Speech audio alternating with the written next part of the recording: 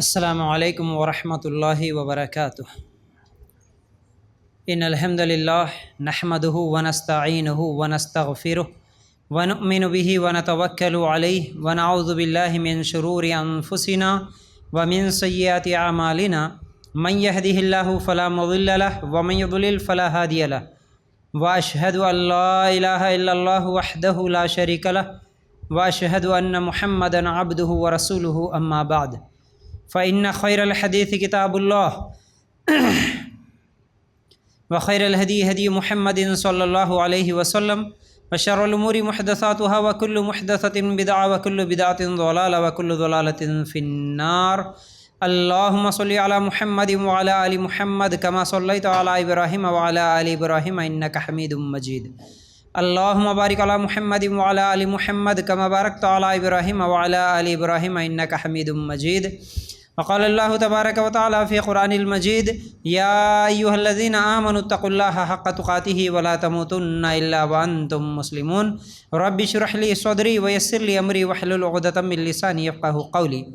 ہر قسم کی تعریف، حمد و ثنا، کبریائی اور بڑائی اس اللہ رب العزت کے لیے ہیں جو تمام جہانوں کا پالنے والا رب ہے، اور اسی طرح اس کے آخری نبی محمد رسول اللہ صلی اللہ علیہ وسلم پر بے شمار درود و سلام. حمد و ثنا کے بعد آج ہم لوگ ابراہیم علیہ السلام کی سیرت کا تقاضا اس عنوان کے تحت قرآن و سنت کی روشنی میں کچھ باتیں سننے کی کوشش کریں گے.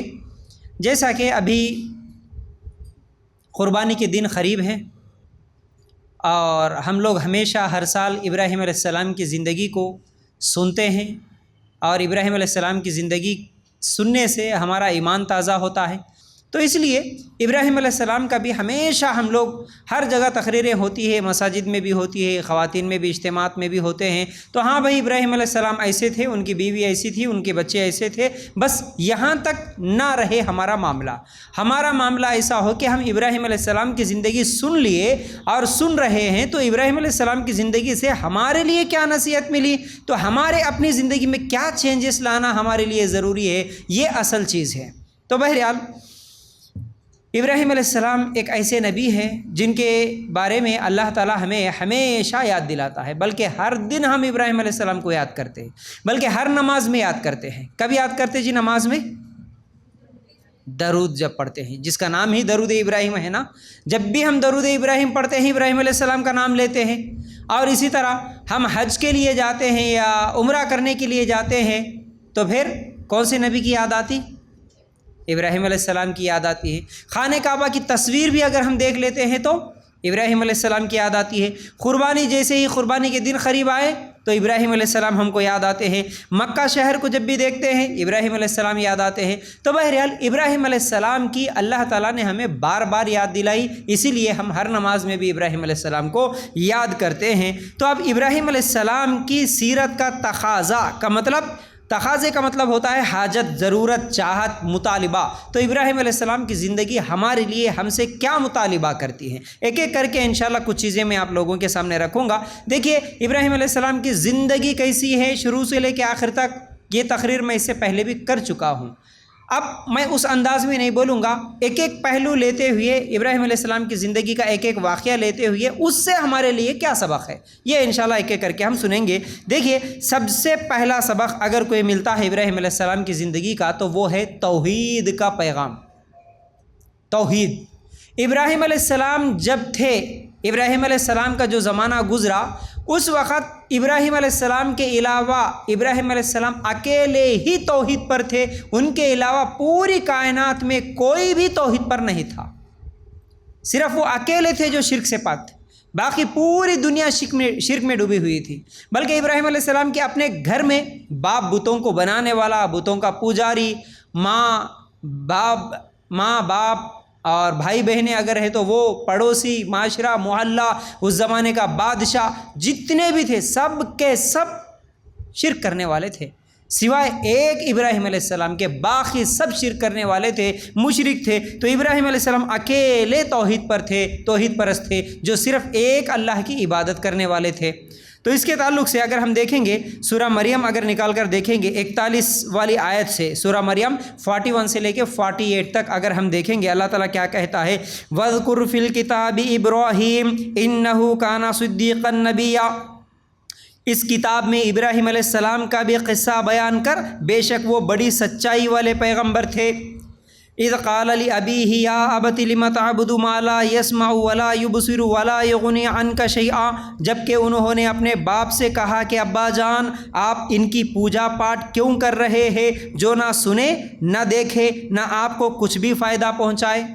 ابراہیم علیہ السلام دعوت دے رہے اپنے باپ کو۔ میں ابراہیم علیہ السلام کا پھر وہ بھی واقعہ اس سے پہلے آپ لوگوں کے سامنے رکھا۔ ابراہیم علیہ السلام بحیثیت داعی، ایک داعی اگر آپ بننا چاہ رہے، دعوت دین کا اگر کام کرنا چاہ رہے، تو آپ کے اندر وہ کون کون سی چیزیں ہونا، کون کون سی کوالٹیز، کون کون سے اخلاق آپ کے اندر ہونا، یہ ایک الگ ٹاپک ہے جو آپ کو یوٹیوب پر مل جائے گا میرا۔ تو اب داعی کیسے ہونا اس پر میں نہیں بولوں گا، لیکن یہاں پر توحید کیا بیان کی جا رہی دیکھو۔ ابراہیم علیہ السلام اپنے ابا کو بول رہے، ابا جان تم ان کی پوجا پاٹ کیوں کر رہے جو نہ سنیں گے نہ دیکھیں گے۔ پھر اس کے بعد یا ابت انی قد جاءنی من العلم ما لم یأتک فاتبعنی اہدک صراطا سویا۔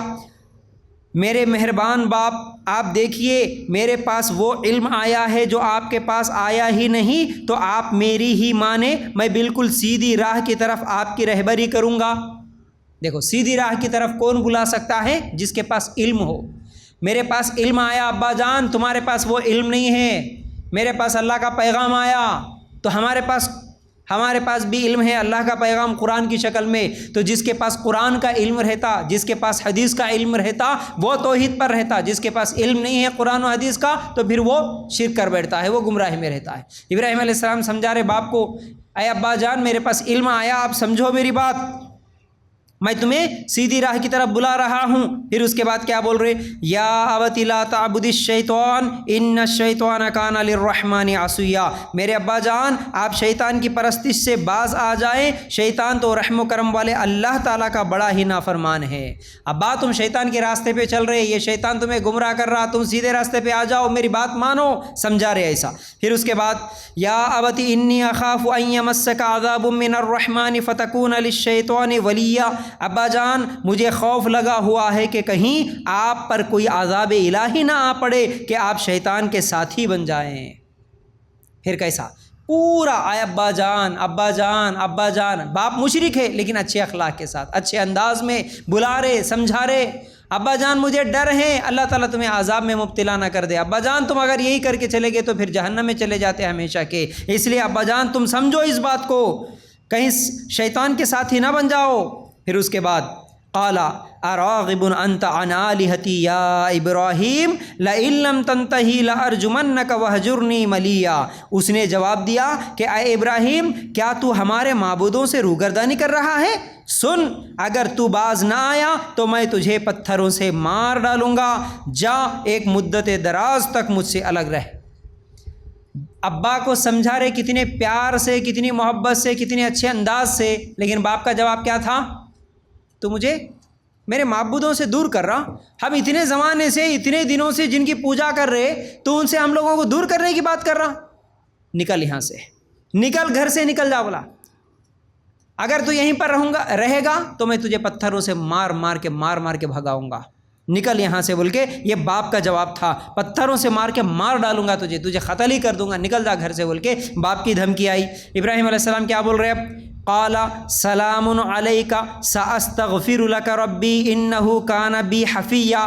کہا اچھا تم پر سلام ہو، میں تو اپنے پروردگار سے تمہاری بخشش کی دعا کرتا رہوں گا، وہ مجھ پر حد درجے مہربان ہے۔ پتھروں سے مار ڈالوں گا بولنے کے بعد بھی ایک بیٹا باپ کے لیے کیا بول رہا؟ ابا تم میرے کو پتھروں سے مارتے، تم میرے کو گھر سے نکل جاؤ بول رہے نا، میں تمہارے کو گھر سے نکال دیتا ہوں، میں مارتا ہوں، الٹے جواب نہیں دیے۔ آج ہمارے بچے دے دیتے بڑی آسانی کے ساتھ ماں باپ کو الٹے جواب۔ یاد رکھو ابراہیم علیہ السلام کتنے بہترین طریقے سے اپنے ابا سے بات کر رہے ہیں، ابا پتھروں سے مار کے نکال دیتا ہوں، نکل جا بول کے بول رہے، قتل کر دیتا ہوں بول رہے، تو بھی کیا بول رہے؟ ابا تم پر سلامتی ہو، قال سلام علیک۔ अब्बा तुम पर सलामती हो, सलाम करके बोले ठीक है अब्बा निकल जाता हूँ, आपको अगर पसंद नहीं है मेरा घर में रहना और मेरी ये बातें पसंद नहीं है, ठीक है कोई बात नहीं, मैं तुम्हारे लिए दुआ करता हूँ अब्बा, अल्लाह तुम्हारे को हिदायत दे, ये दुआ ही करूँगा। ये बोल के इब्राहीम अलैहिस्सलाम निकले। फिर उसके बाद देखिए वअतज़िलुकुम वमा तदऊन मिन दूनिल्लाहि वअदऊ रब्बी असा अल्ला अकून बिदुआई रब्बी शक़िया, मैं तो तुम्हें भी और जिन को तुम अल्लाह ताला के सिवा पुकारते हो इन्हें भी सबको छोड़ रहा हूँ, सिर्फ़ अपने परवरदिगार को पुकारता रहूँगा, मुझे यकीन है कि मैं अपने परवरदिगार से दुआ मांग कर महरूम न रहूँगा। अल्लाह अकबर। क्या बोल रहे? ठीक है अब्बा, अगर तुम निकलने की ही बात कर रहे तो मैं निकल जाऊंगा, तुम्हें भी छोड़ दूंगा और तुम जिन की पूजा कर रहे हो उनको भी छोड़ दूंगा, सबको छोड़ के मैं निकल रहा हूं अब्बा, और मैं क्या है सीधे रास्ते पे हूँ। ये बोल के इब्राहीम अलैहिस्सलाम निकले। तो सबसे पहले हम लोगों को इन तमाम ही आयतों से क्या पैगाम मिला? इब्राहीम अलैहिस्सलाम अकेले थे और सबको छोड़ दिए, पूरी कौम को छोड़ दिए, जिनकी पूजा कर रहे हैं उनको भी छोड़ दिए और घर वालों को भी छोड़ दिए, छोड़ के निकल गए। तो इससे हमारे लिए एक और बहुत बड़ा सबक ये मिलता है, जैसा कि परसों के फ्राइडेज कैंप में भी मैं ये बताया कि कभी भी मेरे माशरे में, मेरे इलाके में, मेरे ख़ानदान में, मेरे मोहल्ले में, मेरी सोसाइटी में या मेरे कॉलेज में मैं अकेला हूँ, मैं अकेला क्या कर सकता हूँ, ऐसा कभी नहीं सोचना। इब्राहीम अलैहिस्सलाम अकेले थे, हिम्मत नहीं हारना है। अकेले थे लेकिन तौहीद परस्त थे।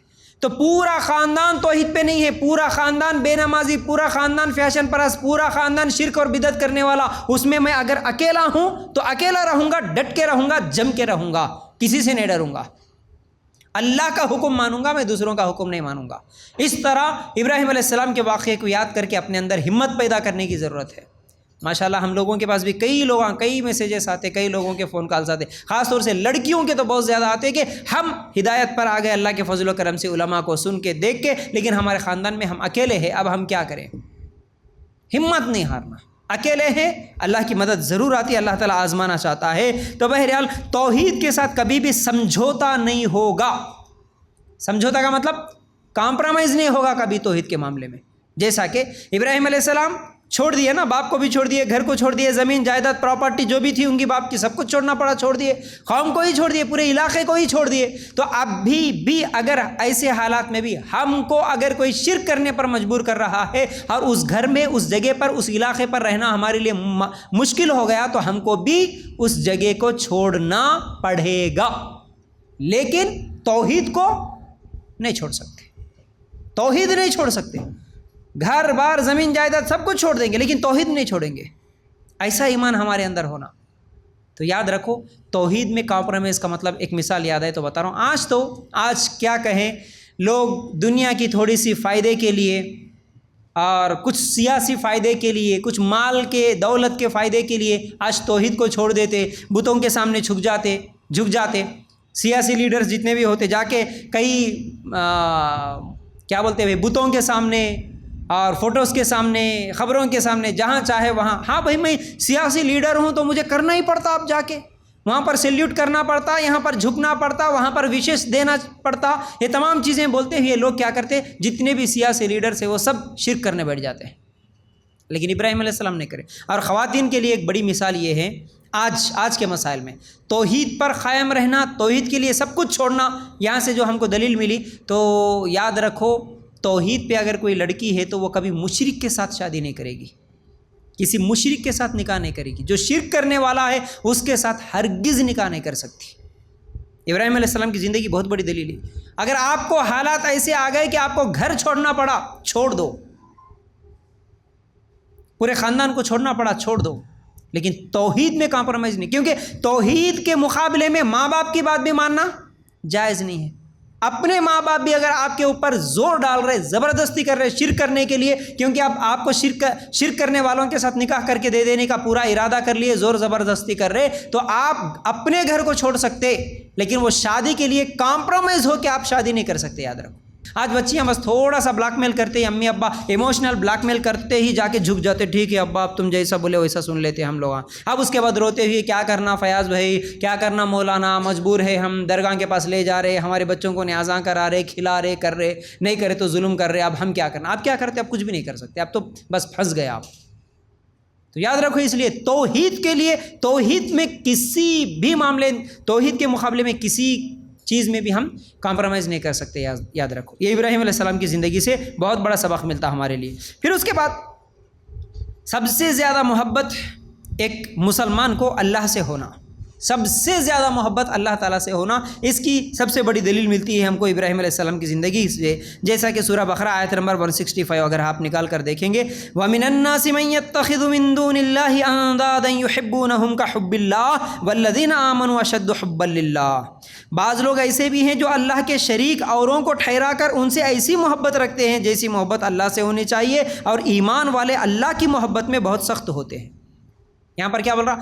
ایمان والے اللہ کی محبت میں سب سے زیادہ مضبوط، سخت ہوتے، جیسا کہ ابراہیم علیہ السلام ہوئے تھے۔ کیا اللہ سے محبت تھی تو اللہ کی محبت میں باپ کی محبت کو چھوڑ دیے، اللہ کی محبت میں قوم کی محبت چھوڑ دیے، اللہ کی محبت میں گھر والوں کی محبت، گھر کی محبت، زمین جائیداد کی محبت چھوڑ دیے، اللہ کی محبت میں بیوی کی محبت کو بھی ختم کر دیے، چھوڑ دیے نا، بیوی کو لے کے جا کے چھوڑ دو بولے تو ابراہیم علیہ السلام جا کے چھوڑ دیے۔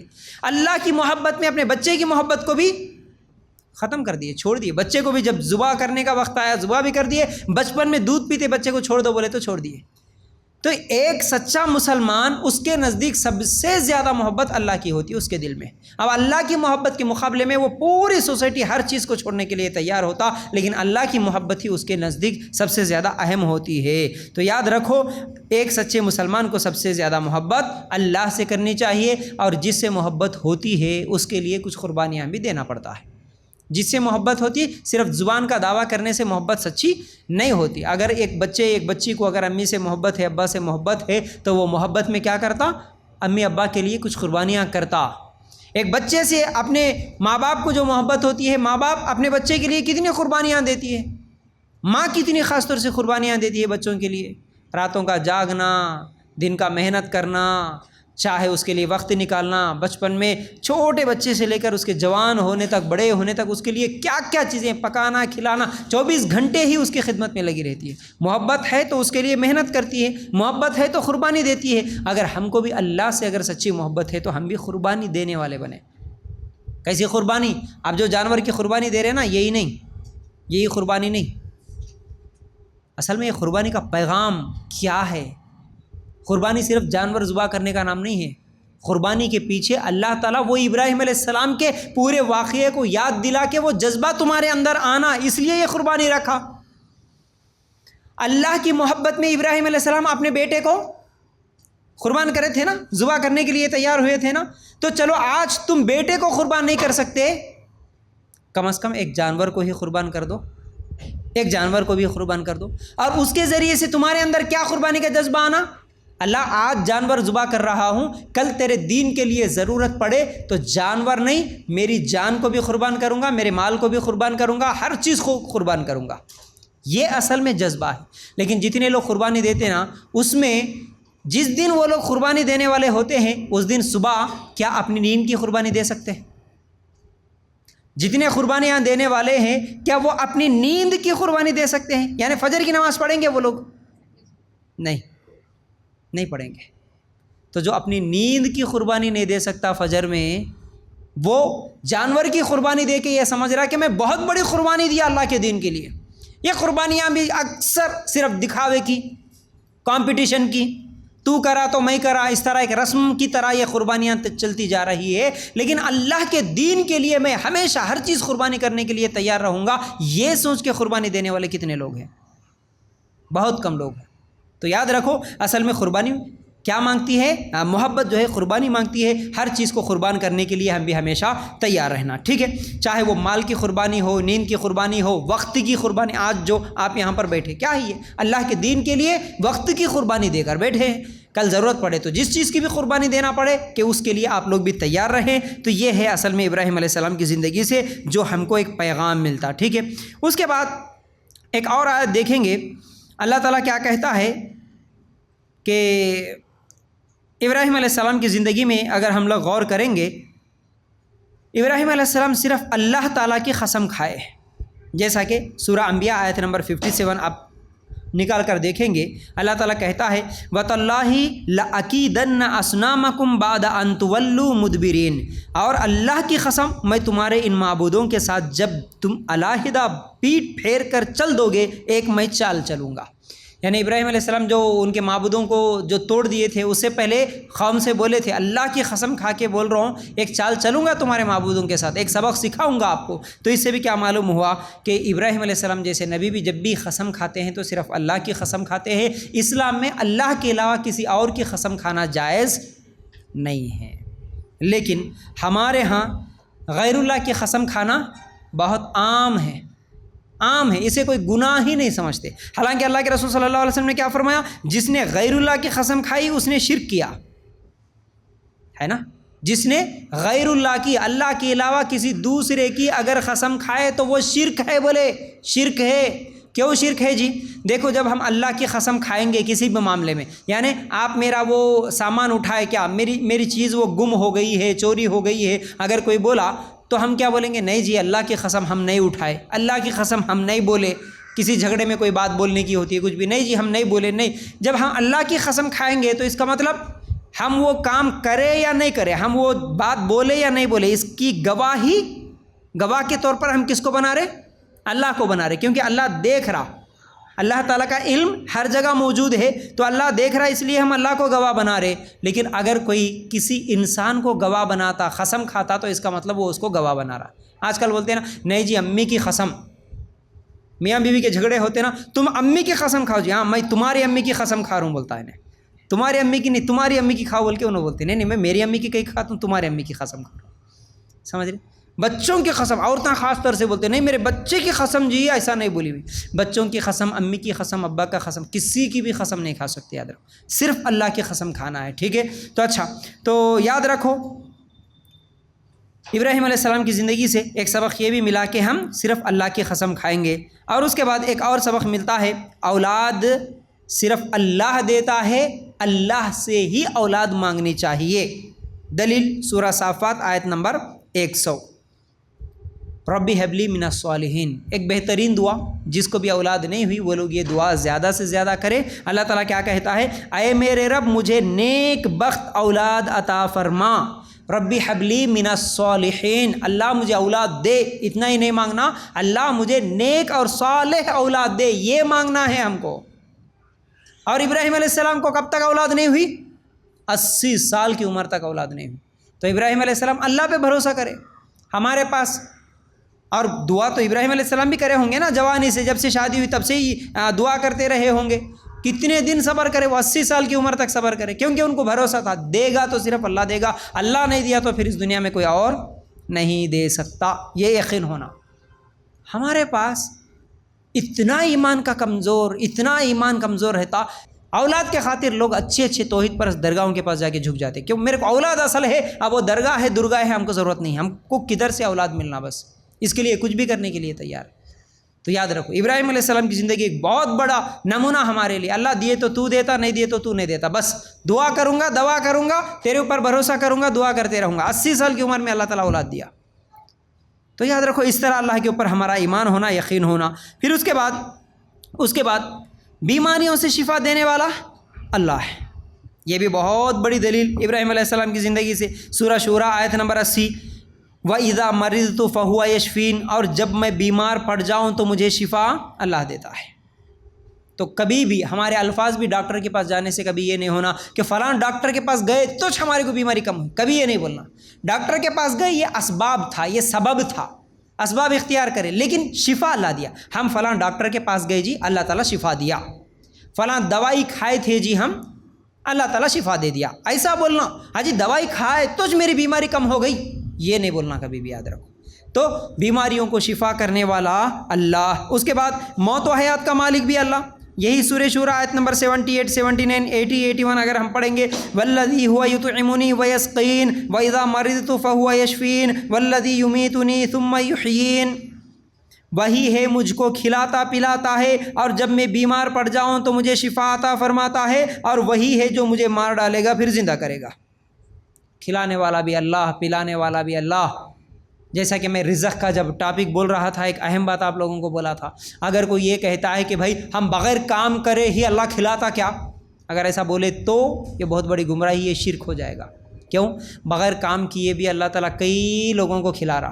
ماں کے پیٹ میں بچہ کام نہیں کرتا لیکن اللہ تعالیٰ اس کو بھی کھلا رہا۔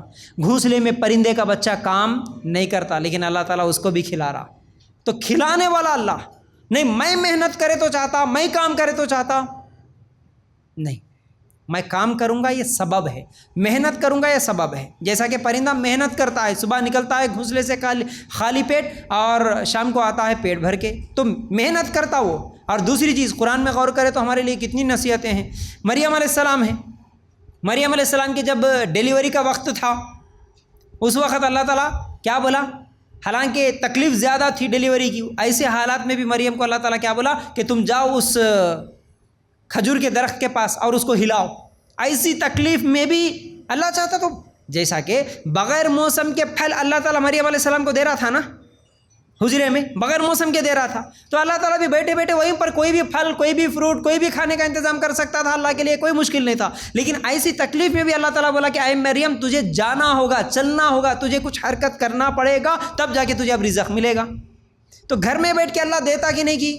اللہ دیتا ہوں گا، دیکھ تو میں گھر میں بیٹھ کے کیسا کھلاتا، بولے تو ایک مسلمان کا عقیدہ نہیں ہوتا۔ مسلمان کا عقیدہ یہ ہوتا ہے کہ مسلمان ہمیشہ محنت بھی کرتا، سبب بھی اختیار کرتا، کوشش بھی کرتا، پھر اس کے بعد اللہ تعالیٰ پر بھروسہ بھی کرتا ہے۔ ٹھیک ہے، تو بہرحال موت اور حیات کا مالک بھی اللہ تعالیٰ ہے۔ پھر اس کے بعد عزت دینے والا بھی اللہ ہے، جیسا کہ ابراہیم علیہ السلام کا ہی واقعہ سورہ شورى آیت نمبر 87 بھی ہے اور سورہ آل عمران آیت نمبر 26 بھی ہے۔ جیسا کہ اللہ تعالیٰ کیا کہتا ہے ان آیتوں میں، قُلِ اللَّهُمَّ مَالِكَ الْمُلْكِ تُؤْتِي الْمُلْكَ مَن تَشَاءُ وَتَنزِعُ الْمُلْكَ مِمَّن تَشَاءُ وَتُعِزُّ مَن تَشَاءُ وَتُذِلُّ مَن تَشَاءُ بِيَدِكَ الْخَيْرُ إِنَّكَ عَلَى كُلِّ شَيْءٍ قَدِيرٌ۔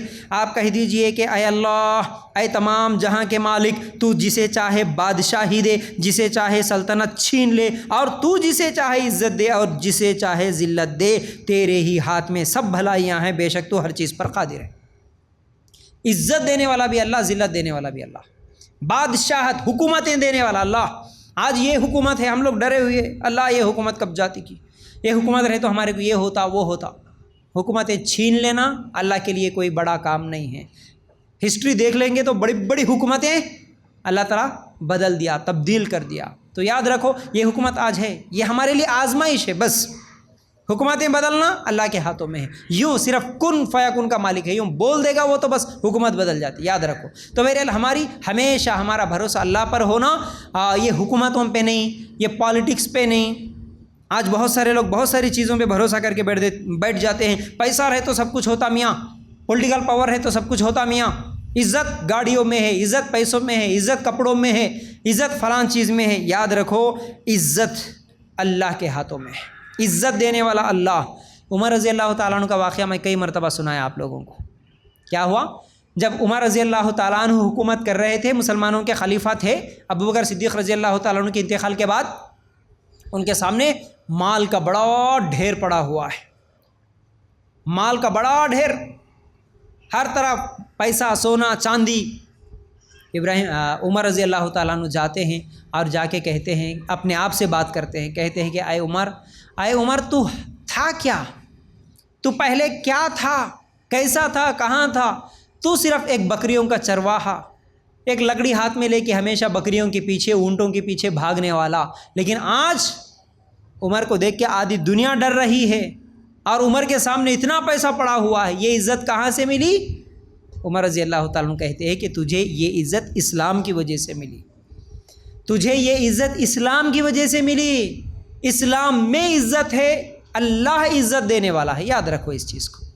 جو آج ہم سمجھتے ہیں نا کہ نہیں بھائی کافروں کے طریقے پہ چلے تو عزت ہے، بے پردہ گھومے تو عزت ہے، فیشن پرستی کرے تو عزت ہے، ارے برقع پہن کے گئے تو کہاں جی لوگ بے عزت کرتے نا ہمارے کو، ذلیل کرتے نا ہمارے کو، ہم ایسے کپڑے پہنے تو کیا سمجھتے کہ لوگ، ایسے گاڑیاں، ایسے گھروں میں رہے تو کیا سمجھتے کہ لوگ، لوگوں کی نظروں میں عزت اپنی بڑھانے کے لیے ہم لوگ کیا کیا کر لیتے ہیں۔ یاد رکھو عزت اللہ دیتا ہے، عزت اللہ دیتا ہے۔ تو بہرحال یہ دنیاوی چیزوں میں عزت نہیں ہے۔ اس طرح ہم لوگوں کو جو یہ سوچ کے زمانے کے ساتھ بدلنا پڑتا ہے اسی میں عزت ہے، یہ بہت بہت بڑی غلطی ہے۔ زمانے کے ساتھ بدلنے میں عزت نہیں ہے، اسلام پہ عمل کرنے میں عزت ہے، یاد رکھو۔ پھر اس کے بعد سورہ بنی اسرائیل سورہ بقرہ آیت نمبر 131 131 اگر نکالیں گے، وہاں پر بھی ایک ہمارے لیے بہت بڑا سبق ہے۔ وہ کیا ہے؟ اللہ کا حکم آنے کے بعد اگر مگر چوں چرا نہیں کرنا، بس اللہ کا حکم آ گیا مان لینا، عمل کر لینا۔ کیا ہے وہ آیت؟ سورہ بقرہ آیت نمبر 131 میں اللہ تعالیٰ کہتا ہے وَإِذْ قَالَ لَهُ رَبُّهُ أَسْلِمْ قَالَ أَسْلَمْتُ لِرَبِّ الْعَالَمِينَ، جب کبھی بھی انہیں ان کے رب نے کہا فرما بردار ہو جا، انہوں نے کہا میں نے رب العالمین کی فرما برداری کر لی۔ بس اسلم، اسلام، مسلم، سمجھ رہے یہ کیا ہے؟ مسلم فرما بردار کو کہتے ہیں۔ اللہ تعالیٰ نے جب بھی ابراہیم علیہ السلام کو کہا کہ اسلم مطلب مسلم بن جاؤ کا مطلب فرما بردار ہو جاؤ، تو کیا بولے؟ اے اللہ میں فرما بردار ہو گیا، مطلب اللہ جو بھی حکم دیا سرنڈر ہو گیا۔ اللہ ٹھیک ہے، اللہ ایسا بولا ٹھیک ہے، اللہ یہ حکم دیا ٹھیک ہے، اللہ ایسا ٹھیک ہے، اللہ کچھ بھی شکوہ شکایت کچھ بھی نہیں، اللہ تو جیسا بولا وہ میں سن لوں گا بس۔ اس کے بعد اگر مگر کچھ بھی نہیں، اللہ ایسا کیوں، اللہ ویسا کیوں، اللہ یہ کیوں کرا ہوں گا، ایسا کیوں حکم دیا ہوں گا، کچھ بھی نہیں۔ یہ بہت بڑا سبق ہے ابراہیم علیہ السلام کی زندگی کا، کیونکہ ابراہیم علیہ السلام کو جب بھی حکم ہوا آگ میں کودنے کا، اسلم بولے، کود گئے۔ حکم ہوا بچے کو چھوڑ دو، چھوڑ دیے۔ حکم ہوا بیوی کو چھوڑ دو، چھوڑ دیے۔ حکم ہوا گھر والوں کو چھوڑ دو، چھوڑ دیے۔ قربانی کرو، ذبح کر دو، ہر چیز کے لیے اسلم بولے۔ کبھی ابراہیم علیہ السلام اگر مگر نہیں کرے، تو اس لیے یاد رکھو قرآن میں جو بھی حکم آئے گا، جو بھی حکم آئے گا، چاہے اب وہ نماز کا حکم آیا ہو، چاہے وہ روزے کا حکم آیا ہو، چاہے قربانی کا حکم آیا ہو، چاہے پردے کا حکم آیا ہو، چاہے سود سے بچنے کا حکم آیا ہو، چاہے غیبتوں سے بچنے کا حکم آیا ہو، کون سے بھی گناہ کا اللہ کا حکم آیا کہ یہ کرو وہ کر لینا، یہ مت کرو وہ نہیں کرنا، بس اللہ ایسا کیوں کرا ہوں گا، اللہ یہ پابندی ہمارے اوپر کیوں لگایا ہوں گا۔ آج اکثر نوجوانوں کا یہ ذہن بنتے چلے جا رہا ہے، خاص طور سے جو دنیاوی تعلیم میں آگے بڑھتے چلے جا رہے، اکثر نوجوانوں کا یہ ذہن بنتے ہوئے آ رہا، اللہ کیوں تو بھی رکھا ہوں گا 5 ٹائم کی نماز، بڑا مشکل ہے ہمارے لیے، کیوں تو بھی رکھا ہوں گا رمضان کے اتنے روزے، کیوں تو بھی ہمارے لیے پردے کا حکم دیا ہوں گا۔ یہ جو ذہن بنتے ہوئے چلے جا رہا یہ کفریہ ہے، یاد رکھو، یہ عقیدہ پھر بگڑ رہا ہے، یاد رکھو۔ تو ابراہیم علیہ السلام کی زندگی سے بہت بڑا سبق ملا، وہ یہ ہے کہ فرما بردار ہو جا بولے تو مان لینا، اگر مگر کچھ بھی نہیں کرنا۔ پھر اس کے بعد ایک اور بہت بڑا سبق ملتا ہے، سورہ انبیاء آیت نمبر 52 اگر ہم نکال کر دیکھیں گے، اذ قال لأبیہ وقومہ ما هذه التماثیل التي انتم لها عاکفون، جبکہ اس نے اپنے باپ سے اور اپنی قوم سے کہا کہ یہ مورتیاں جن کے تم مجاور بنے بیٹھے ہو وہ کیا ہے۔ ہاں دیکھو یہاں پر بہت بڑی دلیل۔ اب اس کے بعد ان کا جواب کیا تھا؟ قالوا وجدنا آباءنا لها عابدون، تو ان سب نے جواب دیا کہ ہم نے اپنے باپ دادا کو انہی کی عبادت کرتے ہوئے پایا۔ سنو اب کیا ہے ان آیتوں میں دلیل؟ ابراہیم علیہ السلام سوال کرے، قوم کے لوگوں سے، باپ دادا سے سوال کرے۔ کیا سوال کرے؟ تم جن کی پوجا کرتے ہو، یہ جن کے تم مجاور بن کے بیٹھے ہو، یہ کیا ہے؟ یہ کون لوگ ہیں؟ یہ کیا کچھ پیدا کرے؟ یہ کچھ بول سکتے ہیں؟ یہ کچھ کھا سکتے ہیں، پی سکتے ہیں، کچھ فائدہ کر سکتے ہیں؟ یہ کیا ہے؟ تو ان کا جواب کیا تھا؟ ابراہیم علیہ السلام کی قوم نے کیا جواب دیا پلٹا کے؟ سب نے جواب دیا کہ ہم نے اپنے باپ دادوں کو انہی کی عبادت کرتے ہوئے پایا ہے۔ ہم کو جواب کچھ بھی نہیں معلوم، ہمارے پاس کوئی دلیل نہیں ہے، کوئی پروف نہیں ہے۔ دلیل کیا ہے؟ صرف بولیے نا، دلیل کیا دی ہے یہ لوگ؟ ہمارے باپ دادا جیسا کر رہے ہیں ہم ویسا کر رہے ہیں جی، بس ہوتا۔ تو ایک بہت بڑا سبق ہمارے لیے آج کے ماحول میں ہمارے لیے، ہم سب کے لیے ضرور ہے، وہ یہ ہے ابراہیم علیہ السلام کی زندگی سے جو سبق ملتا ہے وہ یہ ہے، سوال کرو، سوال کرو اور دلیل پوچھو، سوال کرو دلیل پوچھو۔ بہت بڑا سبق ہے یہ۔ نماز پڑھ رہے ایک زمانے سے، پڑھتے جا رہے، یہ نماز کی دلیل، یہ نماز کا طریقہ صحیح ہے کیا؟ سوال کرو جس نے بھی آپ کو سکھایا۔ عید منا رہے، یہ عید منانے کی دلیل ہے کیا کہیں قرآن و سنت میں؟ سوال کرو. جتنے درگاہوں کے پاس جا رہے، جتنے نظر و نیاز کر رہے، جتنے تعویذ گنڈے لٹکا رہے، سوال کرو، پوچھو ہے کیا اس کی کوئی دلیل آپ کے پاس؟ اکثر لوگ یہی جواب دیں گے کہ نہیں، ہمارے باپ دادا کر رہے نا جی، زمانے سے کرتے ہوئے آ رہے، اتنے لوگاں کر رہے، پورا خاندان کرتے ہوئے آ رہا، انہوں جیسا کر رہے ہم ویسا کر رہے، ہمارے بڑے جیسا بتائے ہم ویسا کر رہے، ہمارے عالم صاحب جیسا بولے ہم ویسا کر رہے ہیں، ہمارے پاس دلیل نہیں ہے. تو یاد رکھو، یہ دلیل کی جو بات بھی کچھ ہی دن، 10-15 سال 20 سال سے ہی یہ بات شروع ہوئی، ورنہ اس سے پہلے تو لوگوں کو دلیل کا مطلب ہی نہیں معلوم تھا. لوگوں سے جب دلیل پوچھا جاتا تھا، ہمارے اپنے ہی ایک دوست تھے جو، میں جب دبئی میں تھا وہاں سے الحمدللہ ہماری یہ توحید کی دعوت جب شروع ہوئی، اور یہ توحید کی دعوت شروع ہوئی 2018-19 میں، وہاں سے لوگ آتے گئے، ہمارے جتنے بھی دوست تھے. اب وہاں سے ان کے ذہنوں میں ایک فکر ماشاءاللہ ہمارے ذہنوں میں اللہ تعالیٰ ڈال دیا، تو ہم لوگوں کے ذہنوں میں ڈالے، تو نوجوان پوچھنا شروع کرے، سوال کرنا شروع کرے. ہم جب نماز کا طریقہ یا یہ درگاہوں کے بارے میں، یہ تعویذوں کے بارے میں، یہ جتنی بھی بدعتیں ہیں ان کے بارے میں لوگوں کو پوچھنا شروع کرے، تو لوگ سوال کر رہے تھے ہمارے سے، تو ہم جواب دے رہے تھے. اور ماشاءاللہ یاد رکھو اس چیز کو، ہم بھی، میری عمر بھی تقریباً اس وقت 19-20 سال کی عمر تھی شاید، تو 20 سال کی عمر تک بھی، 20-22 سال کی عمر تک بھی مجھے بھی خود دلیل کیا ہوتی ہے، ریفرنس کیا ہوتا ہے، پروف کیا ہوتا ہے، بلکہ صحیح بخاری سنا تک نہیں تھا میں نے نام. صحیح بخاری بھی کوئی حدیث کی کتاب ہوتی ہے، صحیح مسلم بھی کوئی حدیث کی کتاب ہوتی ہے، سنا تک نہیں تھا. کیوں کہ بڑے بول دیے، ہم سن لیے، مان لیے، بڑے لوگاں مولانا لوگاں جیسا سکھا دیے ویسا چل رہے. لیکن جب ہم کو معلوم ہوا، ہم جن سے سیکھا وہ لوگ ہم لوگوں کو بتائے کہ بھائی یہ ہوتی ہے صحیح حدیث کی کتاب، آپ کسی سے بھی سوال کرو صحیح ہے یا غلط ہے. تو جب ہم نے سوال کرنا شروع کیا کہ صحیح بخاری صحیح ہے یا غلط ہے، تو ہر عالم نے جواب دیا کہ صحیح بخاری تو صحیح ہے، صحیح مسلم تو صحیح ہے، یہ حدیث کی کتابیں جب صحیح ہے تو پھر اس حدیث کی کتاب میں تو عمل کچھ اور ہے، آپ تو ہم کو کچھ اور ہی عمل سکھا دیے، ایسا کیوں؟ تو جب یہ سوال کرنے کا جذبہ پیدا ہوا، تو ماشاءاللہ یہی سوال کرنے کا جذبہ مجھے بھی ہدایت، اور میرے جتنے بھی دوست تھے جن کو بھی میں نے یہ تعلیم دی ہے، ان سب لوگوں کو بھی ہدایت کا ذریعہ بنا، صرف اور صرف سوال کرنے کا جذبہ. آتے تھے نوجوان ہمارے پاس، ہم ان کو سمجھاتے تھے، پیار سے بولتے تھے، دیکھو بھائی یہ صحیح بخاری ہے ہمارے پاس، یہ صحیح مسلم ہے، اگر ہماری بات آپ کو اچھی نہیں لگ رہی، یہ نماز کا طریقہ ہے صحیح، اگر یہ نماز کا طریقہ آپ کو غلط لگ رہا، تو میں جو کتاب بتا رہا ہوں آپ کو، یہ صحیح بخاری میں نماز کا طریقہ ہے. آپ جاؤ، آپ کے علاقے کے، آپ کے گاؤں کے، آپ کے شہر کے، آپ کے عالم سے، آپ کے مولانا سے پوچھ لو، سب سے پہلا سوال کر لو صحیح بخاری صحیح ہے کیا، ایک سوال کر لو. ہر مولانا کا جواب یہی رہے گا صحیح ہے.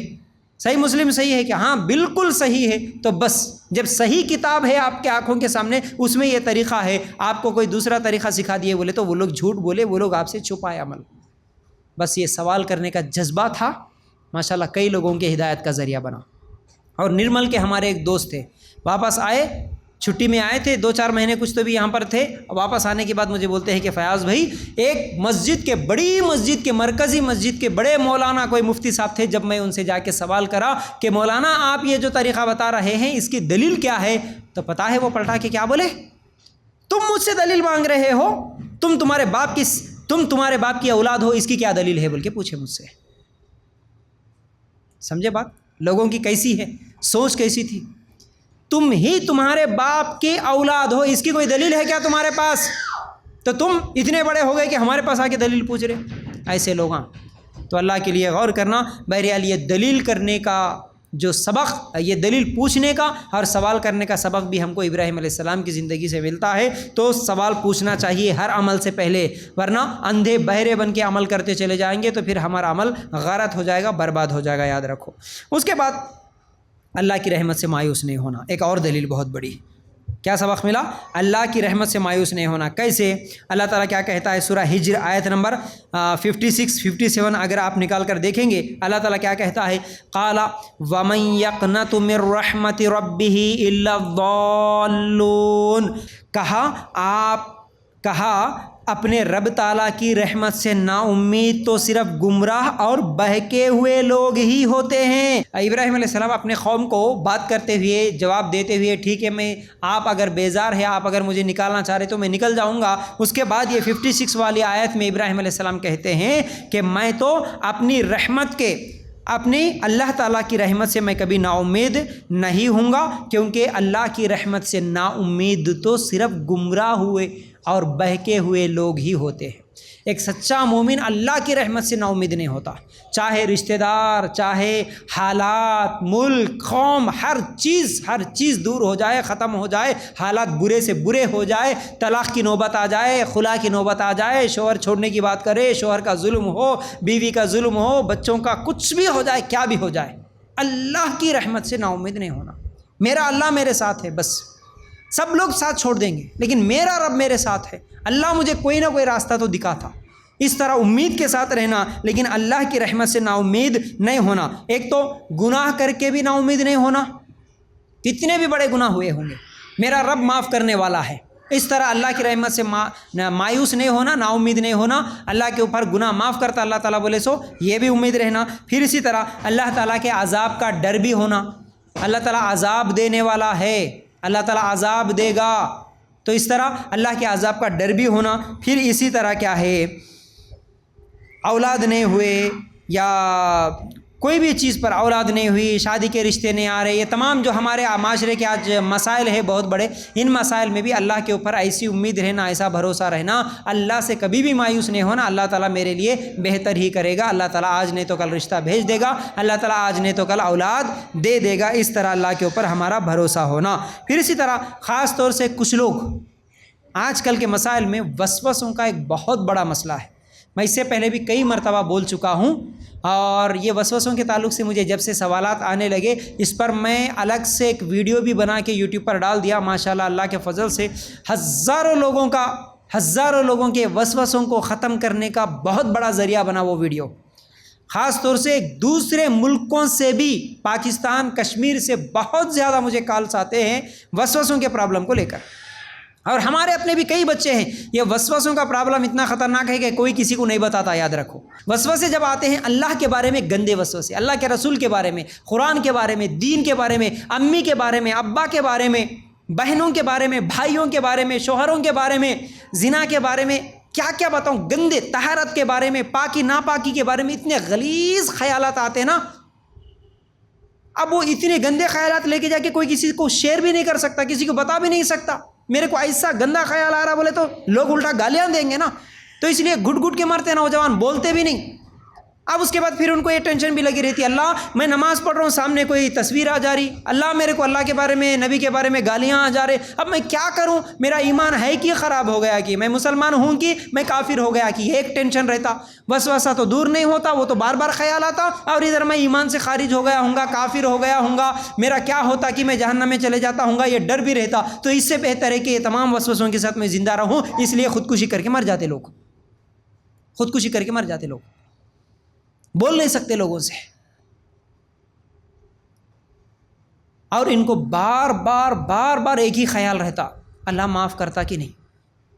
تو یاد رکھو، یہ پیغام دینا چاہ رہا ہوں میں پھر سے ایک مرتبہ، وسوسے کتنے بھی خطرناک ہو، حالانکہ میں میرے ویڈیو میں پورا 1 گھنٹہ یا سوا گھنٹے کے ویڈیو میں پورے حدیث کی روشنی میں، قرآن کی روشنی میں اللہ کیسے معاف کرتا، وسوسہ کیا ہوتا، تمام وسوسوں کو اللہ تعالیٰ معاف کرتا، اور اس کا علاج کیا ہے، دعائیں کیا ہے، سب کچھ بتا دیا، طریقہ، پریکٹیکل طریقہ، کیسے پریکٹس کرنے سے وسوسے ختم ہوتے ہیں، تمام چیزیں میں بتایا۔ اس کے باوجود بھی کچھ لوگوں کو، کیونکہ بیماری بہت بڑی ہوئی ہوتی ہے، بار بار ایک ہی سوال کرتے، نہیں فیاض بھائی میں دیکھ لیا، سن لیا، پھر بھی میرے دل میں خیال آ رہا، پھر بھی میری زبان سے کچھ الفاظ نکل جا رہے، حالانکہ ان کو ایسا لگتا، ٹھیک ہے دل میں خیال آنے کے حد تک کوئی بات نہیں، لیکن میری زبان سے بھی گالی نکل جا رہی ہے اللہ کے بارے میں، اب اللہ معاف کرتا کہ نہیں؟ دیکھو، جب زبان سے گالی نکلی، زبان سے کچھ کفریہ جملہ نکلا، کچھ گندی خیالات بھی آئے، کچھ بھی ہوا، اس کے بعد آپ کو یہ احساس ہوا نا کہ اللہ مجھے معاف کرتا کہ نہیں، یہ جو ڈر پیدا ہوا نا، یہی تمہارے ایمان کی نشانی ہے،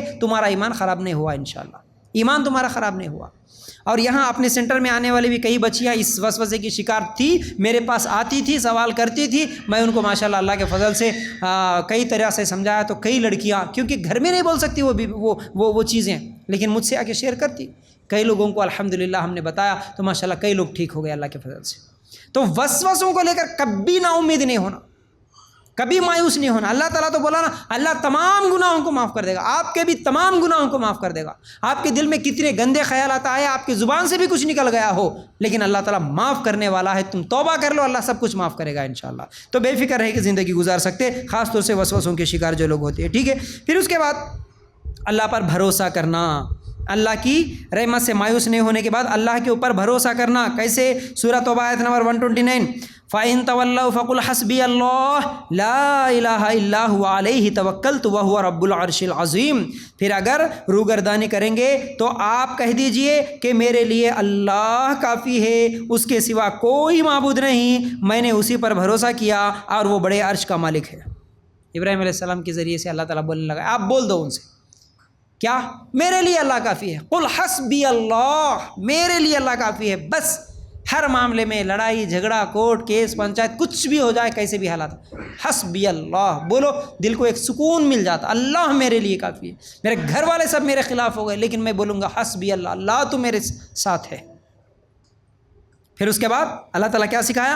حسبی اللہ، اللہ میرے لیے کافی ہے، اس کے سوا کوئی معبود نہیں، میں نے اسی پر بھروسہ کیا، وہ بڑے عرش کا مالک ہے۔ میں اللہ پر بھروسہ کرا، انشاءاللہ آج مجھے بے عزتی کر رہے، کل حق کیا ہے معلوم ہو جائے گا، کل کے دن سچ کیا ہے معلوم ہو جائے گا، آج جھوٹ کا سہارا لے کے آج جو بھی کر رہے ہیں۔ تو اس لیے اللہ پر ہمیشہ بھروسہ ہمارا ہونا، اللہ کے مقابلے میں تعویذوں پر، گنڈوں پر، فائنانس پر، یہ تمام چیزوں پر ہمارا بھروسہ نہیں ہونا۔ اور صبح شام 7 مرتبہ پڑھنے کا بھی ہم کو حکم ہے نا، حسبی اللہ لا الہ الا ہوا علیہ توکلت وہو رب العرش العظیم، صبح شام 7 مرتبہ پڑھو، ماشاءاللہ اس کا بہت بہت بڑا فائدہ ہم دیکھیں گے، اور بہت زیادہ مشکلات میں ہم کو ایک سکون دینے والا یہ جملہ ہے، بہت سکون ملے گا اس سے انشاءاللہ۔ اور اسی طرح کیا ہے، توکل اور بھروسے کے تعلق سے ہمارے اوپر جب بھی کوئی مشکل آتی ہے، پریشانی آتی ہے، تکلیفیں آتی ہیں، تو اللہ تعالیٰ ہمارا اصل میں صبر کا بھی امتحان لینا چاہتا ہے، ہمارا اللہ تعالیٰ صبر کا بھی امتحان لینا چاہتا، توکل کا جذبہ اللہ تعالیٰ دیکھنا چاہتا، کتنا میرے اوپر بھروسہ رکھ کے ان لوگ صبر کرتے۔ ہم کیا کرتے؟ 1 دن 2 دن 1 مہینہ 2 مہینہ 6 مہینہ 1 سال صبر کر لیتے، اس کے بعد شکوے شکایتیں کرتے، اب بھی نہیں ہو رہا، ابھی کب ہوتا، ابھی بھی نہیں ہو رہا، اور کب ہوتا۔ ہماری خواہش چھوٹے کی ہوتی، حالانکہ ہم کسی چیز کو مانگتے چھوٹی، لیکن اللہ چاہتا شاید اس سے بھی بڑا مل جائے، اس لیے اللہ تعالیٰ دیر کر رہا۔ آپ کے حق میں بہتر فیصلے میں شاید ہو سکتا دیر ہو جائے، لیکن اللہ پہ ہمیشہ بھروسہ رہنا۔ جیسا ابراہیم علیہ السلام کی زندگی سے ایک واقعہ بھی ملتا بھروسے کا، توکل کا۔ پینے کے لیے پانی نہیں تھا، اسماعیل علیہ السلام کو لے کے ان کی ماں کون جی ہاجرہ علیہ السلام کیا کر رہی تھی؟ دوڑ لگا رہی تھی نا، پانی ڈھونڈ رہی تھی۔ حالانکہ اس وقت ان کے ذہن میں کیا تھا؟ تھوڑا سا پانی پینے کے لیے مل جائے، ادھر ادھر دیکھوں، تھوڑا سا اگر کوئی نظر آ جائے، کوئی مسافر بھی مل جائے تو شاید ہم کو پانی پینے کے لیے دے دے، یا نہیں تو کہیں پر کوئی ندی تالاب کچھ تو بھی اگر پانی کا کہیں تو بھی نظر آ جائے، جا کے ہم تھوڑا سا پانی پی لیں۔ تھوڑے کی خواہش تھی، لیکن اس کے لیے کیا کری؟ وہ کوشش کری، چکر لگائی، محنت کری، اللہ پہ بھروسہ تھا۔ شوہر کو تو بول کے بھیج دی نا، اگر اللہ کا حکم ہے تو جاؤ، مجھے اللہ پہ بھروسہ ہے، اللہ ہمیں ضائع نہیں کرے گا۔ اسی بھروسے پہ اب وہ محنت کر رہی، 7 چکر لگائی، 1 چکر لگا کے تھک کے بیٹھ جائے کہ اللہ تیرے اوپر بھروسہ کر کے میں یہاں بیٹھ گئے، میرے شوہر تو چلے گئے، میرا کیا ہوتا آپ بول کے شکوے شکایتاں نہیں کرے۔ اللہ پہ بھروسہ تھا، اس کے لیے محنت بھی کرنا پڑتا۔ اب اللہ میرے صبر کا امتحان لیتا، اب میں کتنا محنت کروں، میں کتنا صبر کروں۔ بار بار چکر لگائی، تھوڑے کی خواہش تھی، اللہ کتنا دیا؟ کیا دیا؟ صرف پینے کے لیے پانی مانگی تو زمزم کا کنواں ہی دے دیا۔ تھوڑے کی خواہش تھی، لیکن اللہ تعالیٰ اتنا بڑا کنواں، اتنا زیادہ پانی دے دیا کہ قیامت کے دن تک وہ پانی پوری دنیا پیتی رہی، پوری دنیا پیتی رہی، ختم ہونے والا نہیں ہے۔ تو اسی طرح ہم بھی چھوٹے چھوٹے چیزیں مانگتے، اللہ تعالیٰ ہمارے کو نہیں دیتا، ہم سوچتے اللہ ابھی کب دیتا، ابھی کب دیتا، ہو سکتا ہے اس سے بڑا دیتا ہوں گا تمہارے کو، اس سے بہتر دیتا ہوں گا، صبر کرو، صبر کرو، اللہ پہ بھروسہ رکھو۔ یہ ابراہیم علیہ السلام کی زندگی سے ہم کو سبق ملتا ہے، ٹھیک ہے۔ سورہ توبہ آیت نمبر 113 میں اللہ تعالیٰ کہتا ہے ما کان لنبی والذین آمنوا ان یستغفروا للمشرکین ولو کانوا اولی قربی من بعد ما تبین لهم انہم اصحاب الجحیم۔ پیغمبر کو اور دوسرے مسلمانوں کو یہ جائز نہیں کہ مشرکین کے لیے مغفرت کی دعا مانگے اگرچہ وہ رشتہ دار ہی کیوں نہ ہو، اس امر کے ظاہر ہو جانے کے بعد کہ یہ لوگ دوزخی ہے۔ اس کے بعد وما كان استغفار ابراہیم لابیہ الا ام موعدۃ وعدها ایاہ فلما تبین له انه عدو للہ تبرأ منہ ان ابراہیم لأواہ حلیم۔ اور ابراہیم علیہ السلام کا اپنے باپ کے لیے دعائے مغفرت مانگنا وہ صرف وعدے کے سبب تھا جو انہوں نے ان سے وعدہ کر لیا تھا، پھر جب ان پر یہ بات ظاہر ہو گئی کہ وہ اللہ کا دشمن ہے تو وہ اس سے محض بے تعلق ہو گئے۔ واقعی ابراہیم علیہ السلام بڑے نرم دل اور بردبار تھے۔ کیا بولا اللہ تعالیٰ دعا آیتوں میں؟ پہلی بات اللہ تعالیٰ پیغمبر کو اور تمام مسلمانوں کو یہ حکم دیا کہ کسی بھی مشرک کے لیے دعائے مغفرت نہیں کر سکتے، چاہے وہ تمہارے رشتہ دار ہی کیوں نہ ہو، اگرچہ وہ ظاہر ہو گیا کہ یہ لوگ شرک پر مرے۔ آپ کو یقین تھا، معلوم ہو گیا یہ شرک کرتے کرتے مرے، اب ان کے لیے تمہارے قریبی رشتہ دار ہونے کے باوجود بھی تم ان کے لیے مغفرت کی دعا نہیں کر سکتے، کیونکہ ابراہیم علیہ السلام بھی جب دعا کرے اللہ تعالیٰ نے منع کیا اپنے باپ کے لیے مغفرت کی دعا کرنے سے، تو ابراہیم علیہ السلام توبہ کر لیے، مانگے تھے پہلے نہیں معلوم تھا، لیکن جب اللہ تعالیٰ نے بول دیا کہ یہ شرک کی حالت میں مرا، اے ابراہیم تم اپنے باپ کے لیے بھی دعا نہیں کرنا، تو معافی مانگ لیے، اللہ ٹھیک ہے اگر ایسا ہے تو میں دعا بھی نہیں کروں گا۔ تو اس لیے یاد رکھو اگر کسی سے محبت ہے، کسی رشتہ دار سے، کسی گھر والے سے، تو اس کو اپنی زندگی میں توحید کیا ہے سکھا کے سمجھا کے توحید پہ لانے کی کوشش کرو۔ مرنے کے بعد ہمارے کو یاد آتا اللہ انہوں مر گئے اب ان کو معاف کر دے، اللہ معاف کر دے، اللہ معاف کر دے، معاف کر دے بول کے مرنے کے بعد رونے سے بہتر ہے زندگی میں ان کے لیے کوشش کرو، دن رات لگا دو ان کو سمجھانے کے لیے، ان کو سیدھے راستے پہ لا لو، ان کو توحید پر لا لو کم از کم۔ لوگ یہ کام تو نہیں کرتے، لیکن مرنے کے بعد ان کے لیے بخشش کرنے کے لیے قرآن کو بخشنا، فاتحہ دے دینا، سورے پڑھنا، پتہ نہیں کیا کیا چیزیں کر لیتے، اس سے ان کی مغفرت نہیں ہوگی، ٹھیک ہے۔ اس کے بعد ایک اور چیز جو ابراہیم علیہ السلام کی زندگی سے ہم کو سبق ملتا ہے، وہ سبق یہ ہے کہ سورہ ابراہیم آیت نمبر 35 اور 36 اگر نکال کر دیکھیں گے، شرک سے بچنے کی دعا جو ابراہیم علیہ السلام کرے، کیا وَإِذْ قَالَ إِبْرَاهِيمُ رَبِّ اجْعَلْ هَذَا الْبَلَدَ آمِنًا وَاجْنُبْنِي وَبَنِيَّ أَن نَّعْبُدَ الْأَصْنَامَ رَبِّ إِنَّهُنَّ أَضْلَلْنَ كَثِيرًا مِّنَ النَّاسِ فَمَن تَبِعَنِي فَإِنَّهُ مِنِّي وَمَنْ عَصَانِي فَإِنَّكَ غَفُورٌ رَّحِيمٌ۔ یہ بڑی اہم باتیں ہیں، یاد رکھو ذرا۔ ابراہیم علیہ السلام کی یہ دعا بھی یاد کرو جب انہوں نے کہا اے میرے پروردگار اس شہر کو امن والا بنا دے اور مجھے اور میری اولاد کو بت پرستی سے بچا۔ بولو کیا بول رہے ہو نا؟ مجھے بھی اور میری اولاد کو بھی کس سے بچاؤ بول رہے؟ بت پرستی سے۔ دیکھو نبی ہے ابراہیم علیہ السلام، بچپن سے شرک سے بچ کے ہیں، پھر بھی اللہ سے دعا کر رہے اللہ مجھے شرک سے بچا اور میری اولاد کو بھی شرک سے بچا۔ نبی ہو کر بھی شرک کے بارے میں ڈرتے ہیں ہمیشہ۔ ہم تو انسان ہو کر اگر بے فکر ہو گئے تو پھر ہمارے لیے نقصان ہے، خطرہ ہے، کیونکہ شیطان ہمارے پیچھے لگا ہوا ہے، شیطان ہم کو شرک کرانے پر تلا ہوا ہے، اس کے لیے کوشش کرتا، اس لیے زندگی بھر ڈرتے رہنا۔ ہم ایک بار سدھر گئے، سیدھے راستے پہ آ گئے، ہم تو شرک کرنا چھوڑ دیے، نہیں سمجھنا، اللہ سے مانگتے ہوئے رہنا اللہ زندگی بھر مرتے دم تک بھی مجھے شرک سے بچا، صرف مجھے ہی نہیں میری اولاد کو بھی بچا۔ آج کل کے حالات تو بڑے خطرناک، جیسا کہ میں کالج کے مسائل، اسٹوڈنٹس کے مسائل میں یہ تمام چیزیں تفصیل سے بتایا، ہمارے بچوں کو اسکول اور کالجز میں کیسا شرک سکھایا جا رہا، کیسے کروایا جا رہا، یہ تمام چیزیں میں بتایا۔ تو ایسا شرک ہونے کا خطرہ ہے، تو اس لیے بچوں کے خاطر احتیاط بھی کرنا اور دعا بھی کرتے رہنا اللہ مجھے بچا، میرے بچوں کو بھی تو شرک سے بچا اللہ، بت پرستی سے ہم سب کو بچا کے رکھ اللہ، یہ ہمیشہ ڈر ہونا، یہ دعا بھی کرتے رہنا، یہ خوف بھی ہونا۔ دیکھو اب اس میں ہمارے لیے ایک بہت بڑی نصیحت ہے جو خاص طور سے اکثر مسلمانوں کا یہ ذہن بنتے چلے جا رہا، ہم تو کلمہ پڑھ لیے نا بس ہم جنت میں جاتے، ختم۔ کلمہ نہیں پڑھے سے جو لوگ ہیں وہ ہے جہنمی، ہم ایک مرتبہ کلمہ پڑھ لیا اب ہم جنت میں نہیں گئے تو کون جاتے؟ یہ بہت بڑا دھوکہ ہے، یہ تکبر ہے۔ صرف کلمہ پڑھنے سے جنت میں نہیں جاتے، کلمہ علم کے ساتھ پڑھتے ہوئے شرک سے بچے تو جنت میں جاتے ہیں، ٹھیک ہے۔ اور اس کے ساتھ ایک چیز یہ بھی ہونا کہ ہماری سوچ کیا ہوتی، ہم مرنے کے بعد ہمارے بچوں کا کیا ہوگا؟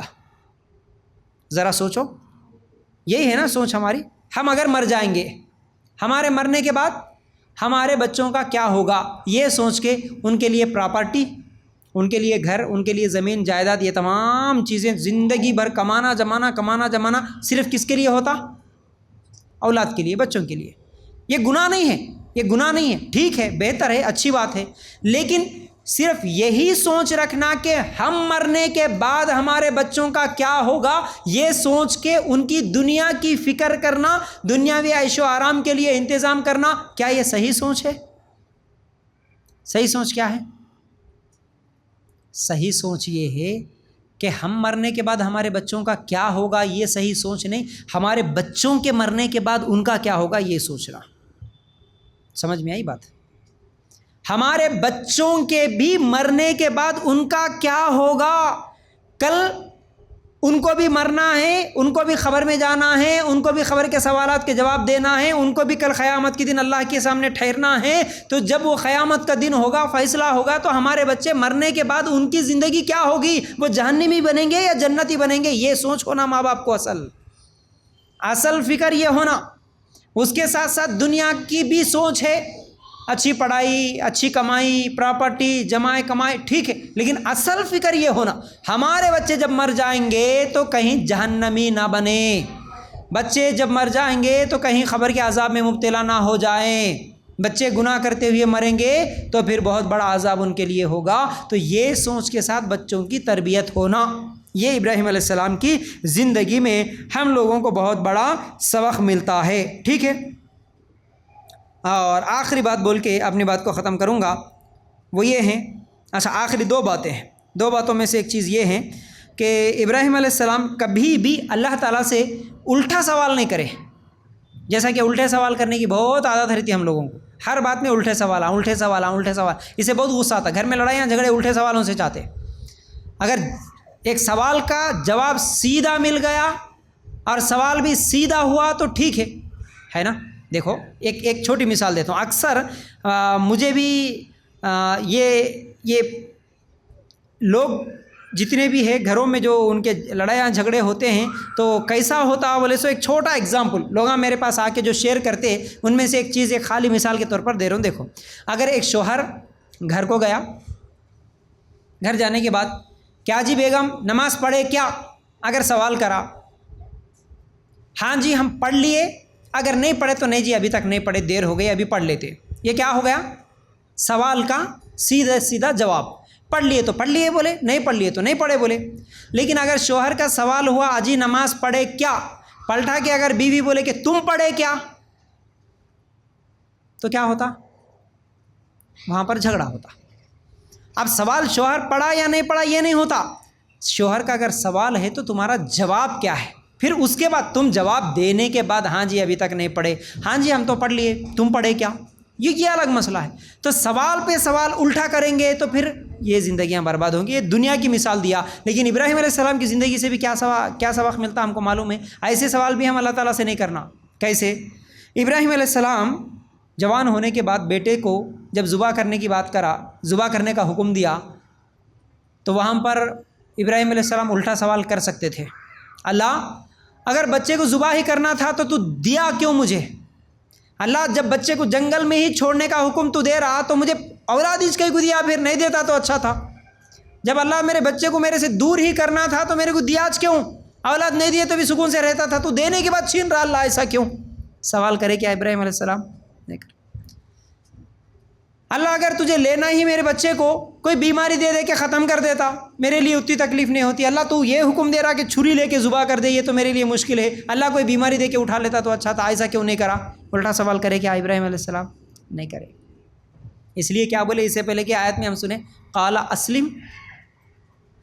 اسلمت لرب العالمین، جب بھی اللہ تعالیٰ کا حکم ہو اے ابراہیم اسلم، مسلمان بن جا، فرما بردار ہو جا، اللہ کی بات مان لے، فوراً بولے اللہ ٹھیک ہے میں مان لیتا ہوں اللہ، کوئی پلٹا کے الٹا جواب نہیں، کوئی پلٹا کے الٹا سوال نہیں۔ یہ ابراہیم علیہ السلام کی زندگی ہے۔ تو بہرحال آخری بات بول کے اپنی بات کو ختم کریں گے، وہ بات یہ ہے ابراہیم علیہ السلام کی زندگی سے ایک سبق بہت بڑا ملتا ہے، وہ ہے مہمان نوازی کا۔ کیا ہے بولو؟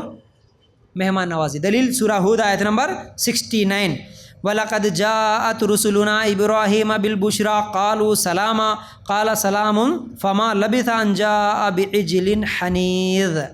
اور ہمارے بھیجے ہوئے پیغمبر ابراہیم کے پاس خوشخبری لے کر پہنچے اور سلام کہا، انہوں نے بھی جواب میں سلام دیا اور بغیر کسی تاخیر کے گائے کا بھنا ہوا بچڑا لے آئے۔ یہ جو واقعہ ہے آپ کو معلوم ہے، ابراہیم علیہ السلام کے پاس اللہ تعالیٰ کچھ پیغمبروں کو بھیج دیا۔ کیا ہے یہ پیغمبر اللہ تعالیٰ جو یہاں پر بول رہا؟ وَلَقَدْ جَاءَتْ رُسُلُنَا، کچھ رسولوں کو اللہ تعالیٰ ابراہیم علیہ السلام کے پاس بھیج دیا۔ کن کو بھیجا تھا جی؟ فرشتوں کو بھیجا تھا۔ واقعات یاد رہے نا ہم کو، یہ سب کس لیے بھیجا تھا فرشتوں کو؟ لوط علیہ السلام کی قوم پہ عذاب بھیجنے کے لیے فرشتوں کو بھیجا۔ تو وہ فرشتے کون سی شکل میں آئے؟ انسانی شکل میں آئے ابراہیم علیہ السلام کے گھر میں۔ ابراہیم علیہ السلام کے گھر کو آئے، مہمان بن کے آئے، سلام کرے، ابراہیم علیہ السلام وعلیکم السلام بولے، ٹھیک ہے جی بیٹھو بولتے، سیدھا جا کے کیا کر کے لے کے آئے؟ بھنا ہوا بچڑا، یعنی بکری کا سالن بنا کے، بکری کو فرائی کر کے گوشت لے کے سامنے رکھ دیے۔ تو انہوں کھائے کیا؟ نہیں کھائے۔ کیوں نہیں کھائے؟ کیونکہ وہ فرشتے تھے، وہ گوشت نہیں کھاتے۔ تو کیا سمجھ میں آیا؟ ابراہیم علیہ السلام کے اخلاق میں سے ایک بہترین اخلاق یہ ہے، جب بھی کوئی مہمان آتا ہے اپنی طاقت اپنی استطاعت کے مطابق جو بھی ہو سکتا مہمان نوازی کرنے کی کوشش کرنا، چاہے وہ پانی دے، چائے دے، بسکٹ دے، طاقت ہے تو کھانا کھلا دیں، کچھ بھی ہو، لیکن مہمان نوازی کرنا یہ ابراہیم علیہ السلام کے بہترین اخلاق میں سے ہے۔ تو یہ اخلاق ہماری زندگی میں بھی ہونا۔ تو بہرحال یہ چند باتیں تھیں جو آج ابراہیم علیہ السلام کی زندگی سے ہم لوگوں کے لیے نصیحتیں ملی۔ امید کرتا ہوں کہ باتیں سمجھ میں آ گئی ہوں گی۔ اللہ تعالیٰ سے دعا ہے اللہ ہمیں کہنے سننے سے زیادہ عمل کی توفیق دے۔ آمین یا رب العالمین۔ جزاک اللہ خیر۔ السلام علیکم ورحمۃ اللہ وبرکاتہ۔